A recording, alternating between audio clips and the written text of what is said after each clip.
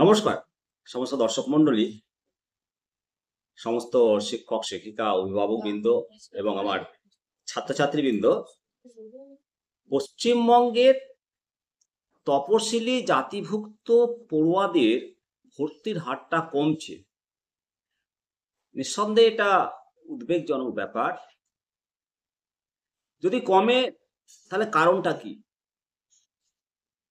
সাম্প্রতিক যে তথ্য পশ্চিমবঙ্গে তপশিলি জাতিভুক্ত ছাত্রছাত্রীদের স্কুলের ভর্তির হার আশঙ্কাজনকভাবে কমে যাচ্ছে, হ্রাস পাচ্ছে। Unified district information system for education plus অর্থাৎ ইউডাইসের রিপোর্ট এবং বিভিন্ন গবেষণায় এই উদ্বেগজনক প্রবণতা উঠে এসেছে। এটা রাজ্যের শিক্ষা ব্যবস্থার ভবিষ্যৎ এবং সামাজিক অন্তর্ভুক্তির নীতি নিয়ে গভীর প্রশ্ন তুলেছে, এটা স্বীকার করতেই হবে। প্রিয় দর্শক মণ্ডলী, এই সংক্রান্ত আজকের এই প্রতিবেদনে wbpay.in এই সমস্যার মূল কারণ এবং সম্ভাব্য কারণগুলো তারা তুলে ধরেছে। আপনাদের সঙ্গে আমি সেই সমস্ত কারণগুলো তুলে ধরব। আমি শিবরাম সরকার, নিমতিতা দর্শন। প্রথমে বের করতে হবে যে মূল সমস্যাটা কোথায়। একাধিক তথ্য বিশ্লেষণ করে দেখতে পাওয়া যাচ্ছে যে গত দশকে পশ্চিমবঙ্গের তপশিলি জাতিভুক্ত পড়ুয়াদের ভর্তির হার ধারাবাহিকভাবে কমেছে। কোথায় কমেছে?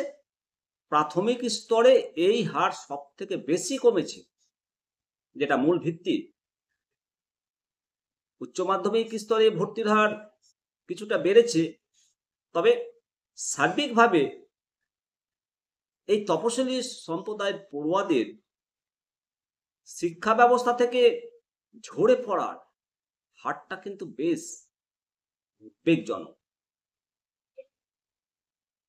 তো এই যে হারটা কমে যাচ্ছে, এর কারণটা কোথায়? মূল সমস্যাটা কোথায়? মূল সমস্যা সরকারি স্কুল থেকে মুখ ফেরানো। এটা একটা বড় কারণ হলো যে সরকারি স্কুলের প্রতি একটা আস্থার অভাব।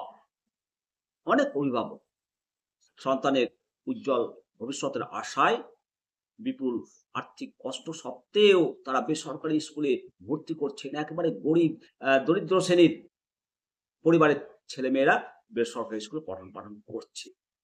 পরিকাঠামো অভাব রয়েছে, শিক্ষার মানের অভাব রয়েছে, যেহেতু শিক্ষক নেই বিদ্যালয়ে, সেই কারণে সরকারি স্কুল থেকে পড়ুয়ারা সরে যাচ্ছে। একটা আর্থিক চাপ রয়েছে এদের প্রতি। বেসরকারি স্কুলে বিপুল খরচ। তপশিলি জাতি পরিবার থেকে আসা ছেলেমেয়েরা, তাদের অভিভাবকরা এই বিপুল অর্থনৈতিক চাপ, স্কুলের ফিস, বইপত্র, প্রাইভেট টিউশন খরচের জোগাড় করতে গিয়ে তারা হিমশিম খাচ্ছে। এর ফলে মাধ্যমিক বা উচ্চ মাধ্যমিক স্তরে পৌঁছানোর আগেই তারা স্কুল ছাড়তে বাধ্য হচ্ছে।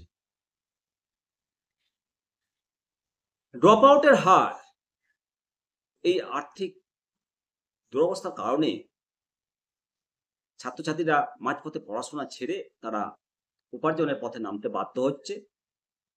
বিশেষত এই প্রবণতা ছেলেদের মধ্যে দেখা যাচ্ছে, আর মেয়েদের ক্ষেত্রে অল্প বয়সে বিয়ে হয়ে যাওয়ার বা বাড়ির কাজে মন দেওয়ার ঘটনাটা ঘটছে। অ্যাকচুয়ালি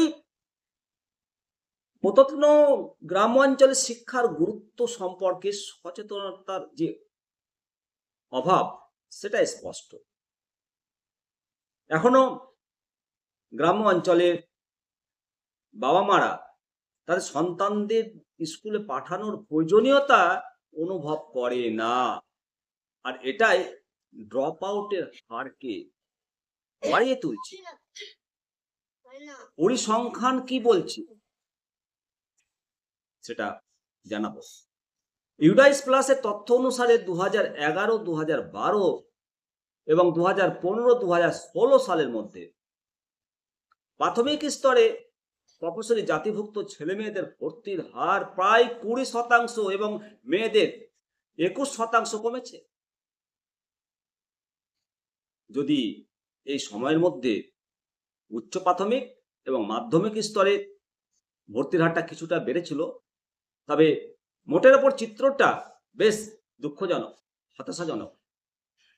2015 সাল থেকে 2016 সাল, 2021 সাল থেকে 2022 সাল এই প্রবণতা অব্যাহত রয়েছে। টেন্ডেন্সি সরকারি স্কুলগুলোতে পড়ুয়ার সংখ্যা 8% হ্রাস পেয়েছে, আর বেসরকারি ক্ষেত্রে পড়ুয়ার সংখ্যা 56% বৃদ্ধি পেয়েছে। তাহলে ভবিষ্যৎ কি? তপশিলি পরিবারের ছেলে মেয়েদের অবশ্যই এই সমস্যা সমাধানে সরকারের অবিলম্বে পদক্ষেপ নেওয়া প্রয়োজন।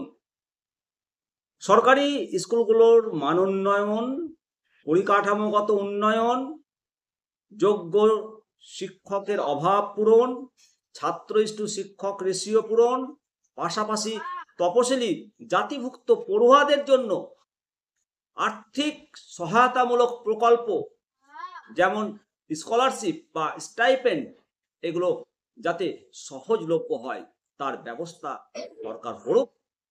শিক্ষার গুরুত্ব সম্পর্কে সচেতনতা বাড়াতে সামাজিক প্রচার অভিযান চালানো প্রয়োজন। এই সমস্যাটাকে যদি গুরুত্ব দিয়ে মোকাবেলা করা না হয়, তবে রাজ্যের সামাজিক এবং অর্থনৈতিক উন্নয়নে এর যে সুদূর প্রসারী নেতিবাচক একটা প্রভাব পড়বে, সেই প্রভাব থেকে আমরা কেউ মুক্ত হতে পারবো না। তাই অবশ্যই তপশিলি জাতিভুক্ত গ্রামগুলোতে, পাড়াগুলোতে শিক্ষার প্রসার, সচেতনতা বৃদ্ধির জন্য নিয়মিত ব্যাপক প্রচার অভিযান চালাতে হবে এবং সমস্ত বিদ্যালয়ে ছাত্র যারা ড্রপ আউট রয়েছে তাদেরকে স্কুলমুখী করতে হবে।